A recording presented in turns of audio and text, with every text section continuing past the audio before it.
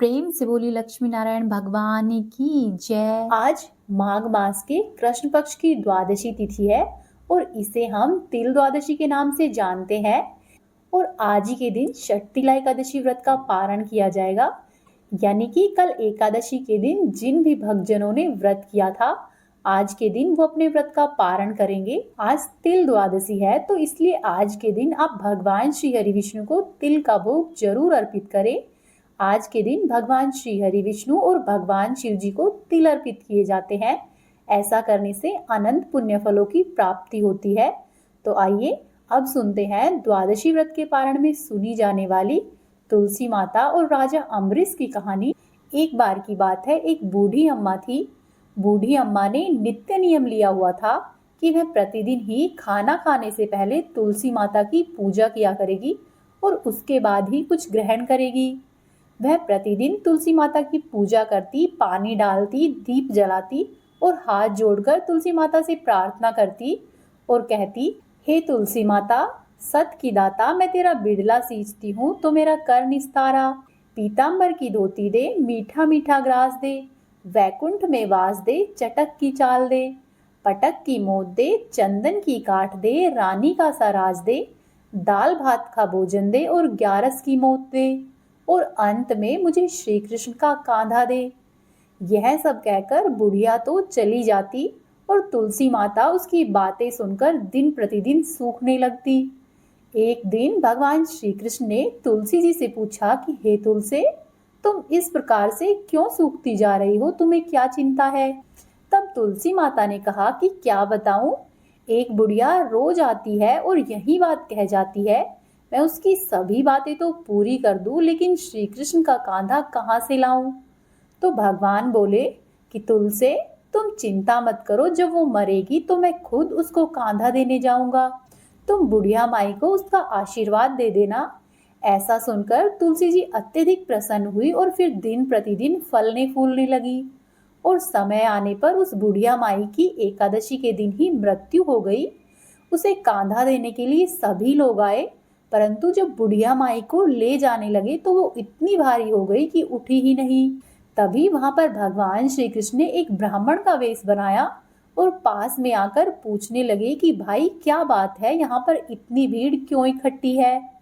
तब उनमें से एक आदमी ने कहा कि ये बूढ़ी माई मर गई है और प्रतिदिन ही धर्म कर्म के कार्य किया करती थी, परंतु ये तो इतनी पाखंडी थी, हमें अब पता चला है इसका इतना वजन बढ़ गया कि किसी से उठ ही नहीं रही है। तब भगवान श्री कृष्ण बोले कि भाई, एक बार मैं कोशिश करता हूँ, क्या पता मुझसे उठ जाए। तब गांव के लोग बोले कि ठीक है, तुम भी कोशिश कर लो। ऐसा कहने पर भगवान श्री कृष्ण बुढ़िया माई के पास गए और उनके कान में बोले, बुढ़िया माई, ले अपने मन की निकाल ले, पीताम्बर की धोती ले, मीठा मीठा ग्रास ले, वैकुंठ में वास ले, चटक की चाल ले, पटक की मोत ले, चंदन की काठ ले, रानी का सा राज ले, दाल भात का भोजन ले और ग्यारस की मोत ले, और ले अंत में अब श्री कृष्ण का कांधा ले। यह सुनकर बुढ़िया माई हल्की हो गई और भगवान श्री कृष्ण ने बुढ़िया माई को खुद कांधा दिया और इस तरह से बुढ़िया माई को मुक्ति मिली। हे तुलसी माता, जैसे आपने बुढ़िया माई की इच्छा पूरी की है, वैसे ही कहानी को कहने वाले, सुनने वाले और होकारा भरने वाले, जिसकी जो भी मनोकामना हो वह पूर्ण करना। प्रेम पूर्वक बोली तुलसी मैया की जय। अब आप सुनिए तुलसी माता की अगली कहानी। एक बार की बात है, एक ब्राह्मण था। वह प्रतिदिन मंदिर जाता और वहां पर तुलसी माता की पूजा किया करता। वह तुलसी माता से प्रार्थना करता कि हे तुलसा महारानी, हे हरि की पटरानी, मेरे घर में आनंद करना। तुलसी माता ने सोचा कि ब्राह्मण तो बहुत सीधा साधा है और गरीब भी है, प्रतिदिन ही मेरी पूजा करता है, मैं इसके लिए कुछ न कुछ जरूर करूंगी। ऐसा सोचकर तुलसी माता एक कन्या का रूप धारण करके बैठ गई और जब वह ब्राह्मण आया तो उससे बोली कि मैं भी तुम्हारे साथ तुम्हारे घर पर चलूंगी। तब ब्राह्मण ने सोचा कि मेरे तो 6 लड़कियां पहले से ही है और यदि मैं इसको भी लेकर जाऊंगा तो मैं 7 बच्चियों का पालन पोषण किस तरह से करूंगा, और मैं तो पहले से ही गरीब हूँ और इनकी शादी मैं किस तरह से करवाऊंगा, और मेरे पास तो इतना धन धान्य भी नहीं है।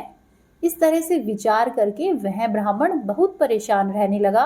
वह ब्राह्मण कन्या रूपी तुलसी माता से कुछ भी नहीं कहता, चुपचाप चला जाता और तुलसी माता उसे प्रतिदिन ही घर पर चलने के लिए कहती। ब्राह्मण इतना दुखी हो गया कि उसने खाना भी खाना छोड़ दिया।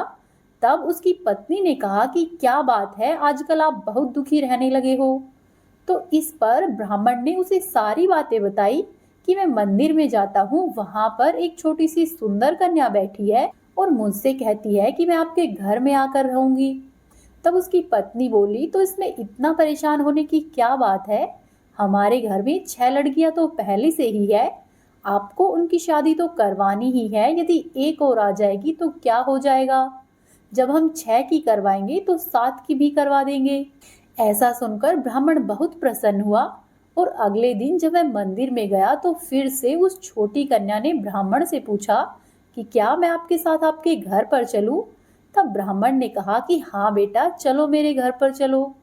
ऐसा कहकर ब्राह्मण उसे प्रेम पूर्वक अपने घर पर ले आया। तुलसी माता के कन्या रूप में ब्राह्मण के घर आने से उसके घर में बहुत आनंद हो गया। घर में लक्ष्मी जी की बारिश हो गई और उसके घर की हालत दिन प्रतिदिन सुधरने लगी। जब ब्राह्मण अपनी कन्याओं की शादी के लिए वर ढूंढने जाने लगा तो उसकी छोटी कन्या ने कहा कि मेरे लिए तो शालिग्राम जी के मंदिर में जाकर शालिग्राम जी को बोलना कि बारात लेकर आए और मेरी 6 बहनों के लिए अपनी इच्छा से वर ढूंढ लेना। फिर तुलसी महारानी की कृपा से समय आने पर उचित वर मिला और जेवर इत्यादि कपड़े खाने सभी की तैयारी सकुशल हो गई और अच्छी तरह से धूमधाम से ब्राह्मण की सभी बेटियों की शादी हो गई। और फिर तुलसी माता रूपी कन्या भी फिर से अपने स्थान पर वापस चली गई। हे तुलसी माता, जैसे आप ब्राह्मण पर टूटी है वैसे ही सब पर टूटना। जैसा आनंद ब्राह्मण के घर किया है वैसा ही सबके करना। अब आप सुनिए भगवान श्रीहरि के भक्त राजा अम्बरीश की कहानी। राजा अम्बरीश भगवान श्रीहरि के परम भक्त थे। वे पृथ्वी के 7 द्वीप, अचल संपत्ति और अतुल ऐश्वर्य के शासक थे, परंतु फिर भी इन सभी को वो स्वप्न के समान समझते थे, क्योंकि वे मानते थे कि जिस धन वैभव के लोभ में पड़कर मनुष्य घोर नरक में जाता है, वह केवल 4 दिन की ही चांदनी है। राजा अम्बरीश का भगवान श्री कृष्ण में और उनके प्रेमी साधुओं में अधिक प्रेम था।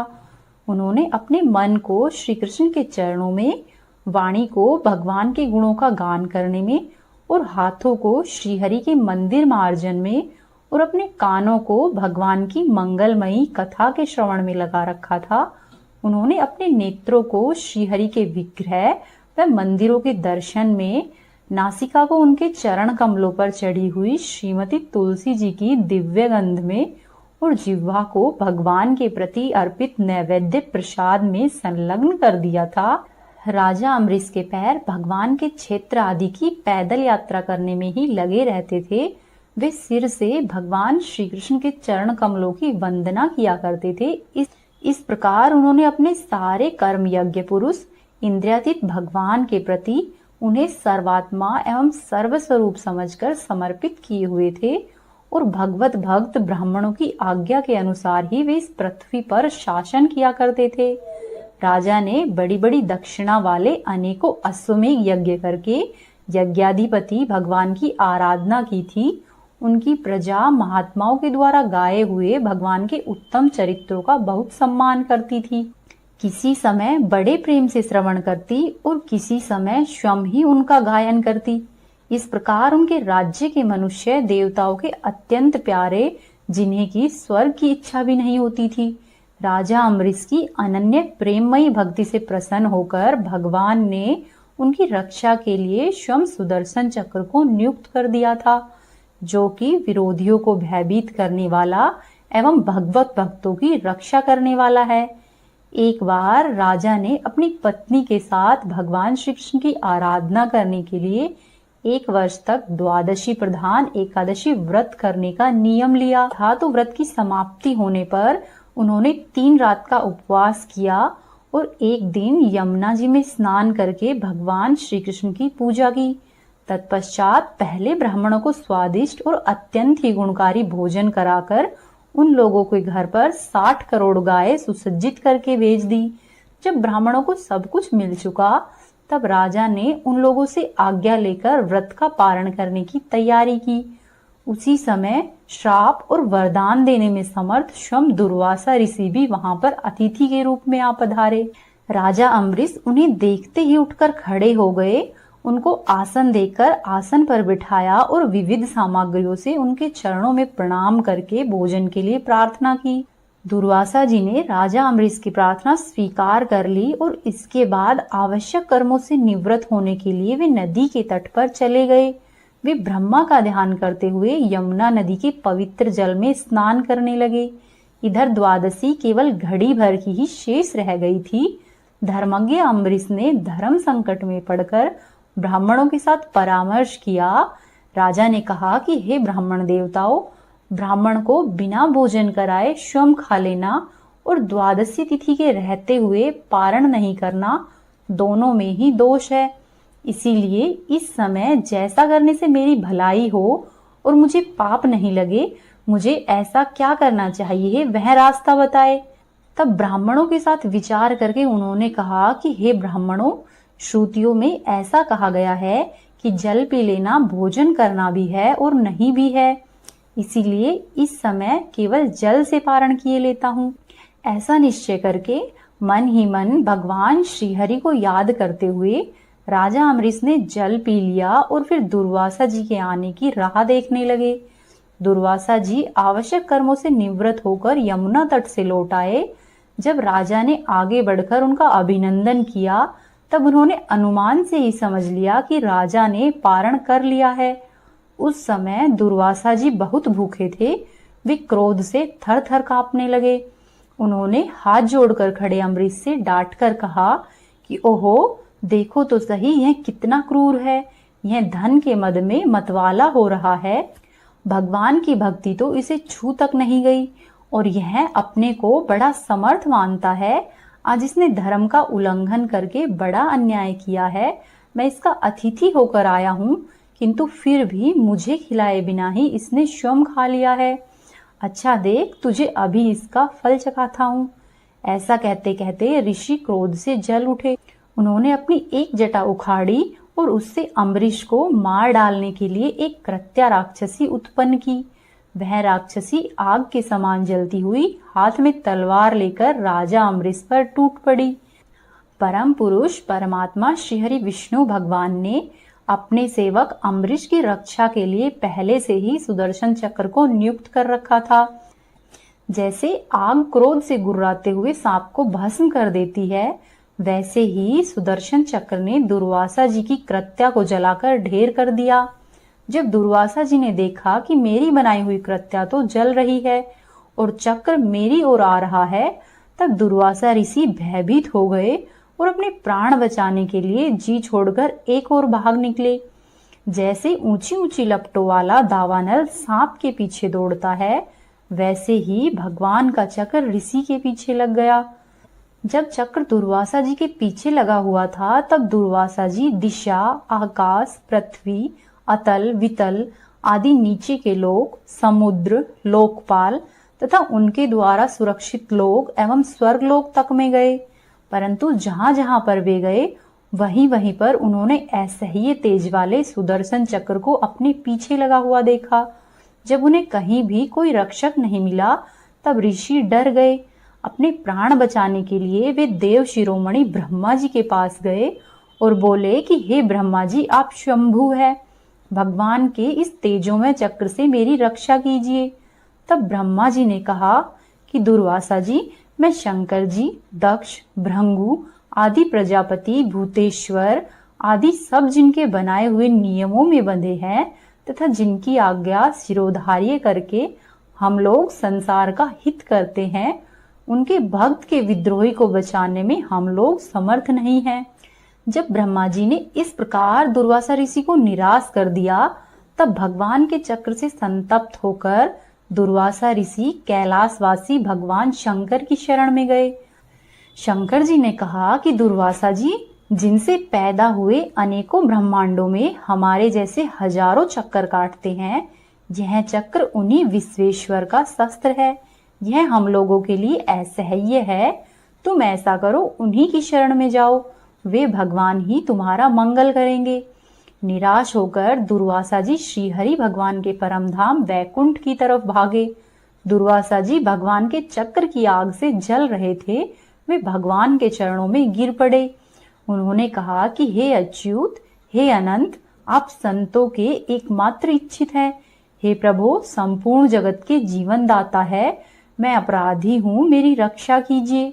आपका परम प्रभाव नहीं जानने के कारण ही मैंने आपके प्यारे भक्त का अपराध किया है।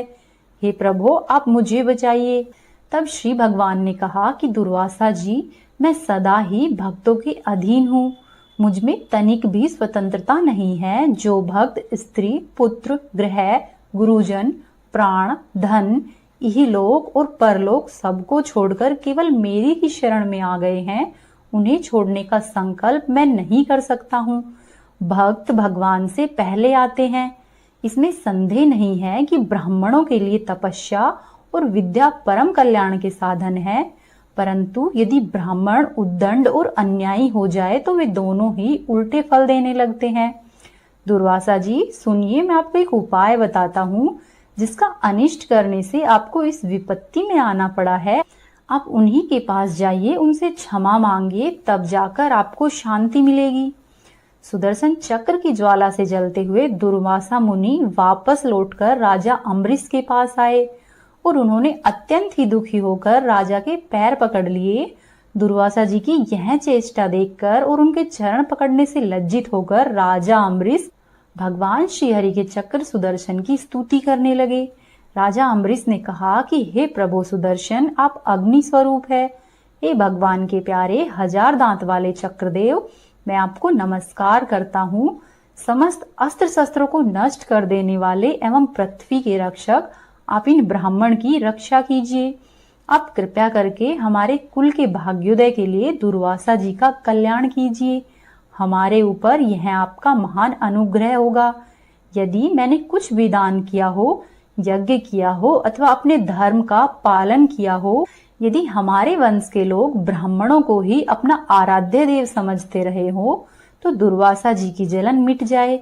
भगवान समस्त गुणों के एकमात्र आश्रय स्थल है। यदि मैंने समस्त प्राणियों की आत्मा के रूप में उन्हें देखा हो और वे मुझ पर प्रसन्न हो, तो दुर्वासा जी के हृदय की सारी जलन मिट जाए।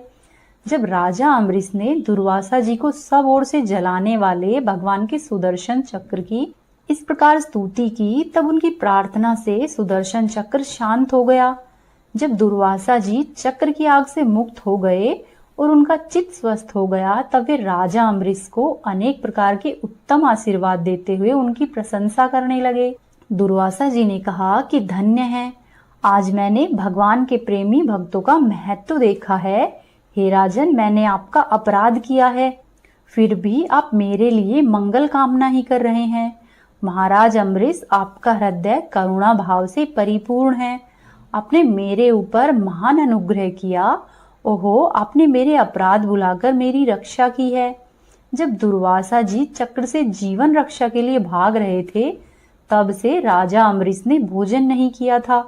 वे दुर्वासा जी के लौटने की राह देख रहे थे। अब उन्होंने दुर्वासा जी के चरण पकड़ लिए और उन्हें प्रसन्न करके विधि पूर्वक भोजन कराया। दुर्वासा जी ने बहुत ही संतुष्ट होकर राजा अम्बरीश के गुणों की प्रशंसा की और उसके बाद उनसे अनुमति लेकर आकाश मार्ग से प्रस्थान किया। जब सुदर्शन से भयभीत होकर दुर्वासा जी भाग रहे थे, तब से लेकर के उनके वापस लौटने तक 1 वर्ष का समय व्यतीत हो गया था। इतने दिनों तक राजा अम्बरीश उनके दर्शन की आकांक्षा से केवल जल पीकर रहे। दुर्वासा जी के आने के बाद राजा अम्बरीश ने उनके बचे हुए भोजन से अत्यंत पवित्र अन्न को ग्रहण किया और अपने पूरे परिवार को भी खिलाया। कुछ वर्ष बीतने पर राजा अम्बरीश ने अपने ही समान भक्त पुत्रों पर राज्य का भार छोड़ दिया और स्वयं वन में चले गए। वहां पर वे बड़ी ही धीरता के साथ आत्मस्वरूप भगवान में अपना मन लगाकर गुणों के प्रवाह रूपी संसार से मुक्त हो गए। बोलो श्री हरि विष्णु भगवान की जय। अब ये थी आज की कथाएं। उम्मीद है आपको पसंद आई होगी। आपसे एक निवेदन है, यदि आपने अभी तक चैनल को सब्सक्राइब नहीं किया है तो सब्सक्राइब कर ले, वीडियो को लाइक करें और वीडियो को अधिक से अधिक शेयर करें। और कमेंट बॉक्स में जय श्री हरि अवश्य ही लिखें।